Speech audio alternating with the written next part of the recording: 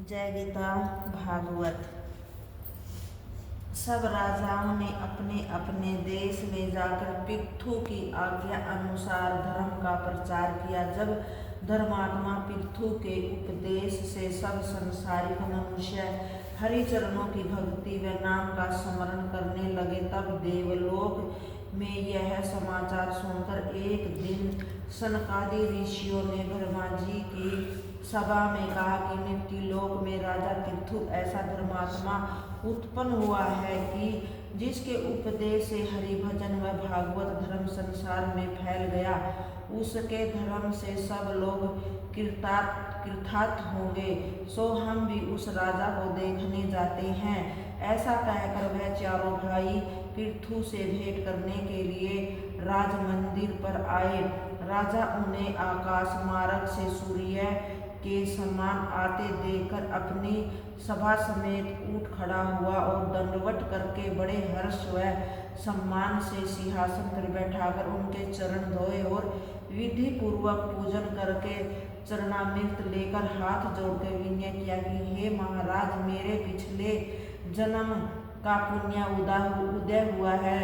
आपने बिना बुलाए अपना दर्शन देकर मुझे कृतार्थ किया है। यह दिन वचन सुनकर सनत कुमार जी बोले कि हे राजन, परमेश्वर से तेरी भक्ति सुनकर हम तुझे देखने आए हैं। राजा ने उनकी अति दया देखकर पूछा, हे दीन बंधु, संसारिक मनुष्य जन्म व मरण से किस तरह छूटते हैं?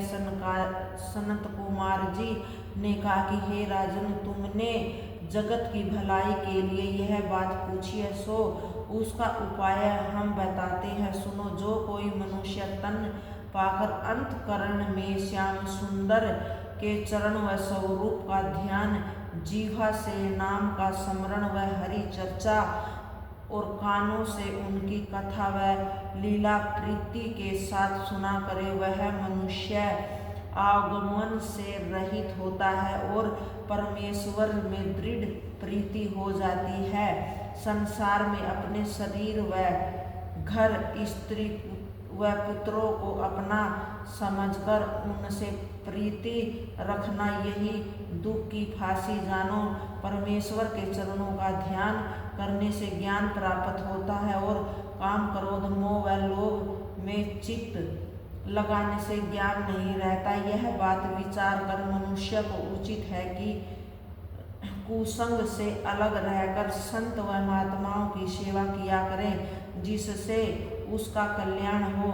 इसके सिवा दूसरा कोई उपाय मुक्ति पाने का नहीं है। यह ज्ञान सुनकर राजा ने विनय किया, हे तारण महाराज, आप जिस तरह कृपा करके यहाँ आए हैं, उसी तरह दयालु होकर ऐसा आशीर्वाद दिए कि जिससे मेरी सारी प्रजा हरि भगत हो जाए। आपने मुझे ज्ञान का जो यह उपदेश किया है, इसके बदले मैं आपको कौन सी वस्तु दूँ? मेरा राज्य और सब धन ब्राह्मणों और वैष्णवों के लिए है। उन लोगों से जो बचता है उसे मैं अपने काम में लाता हूँ, इसीलिए आपको कुछ दे नहीं सकता। मैं आपका ऋणी हूँ। आप दया करके कोई ऐसा उपाय करें जिससे इस ऋण से मैं उऋण हो जाऊं। संत कुमार ने कहा कि हे राजन, कोई किसी का ऋणी हो या ऋण का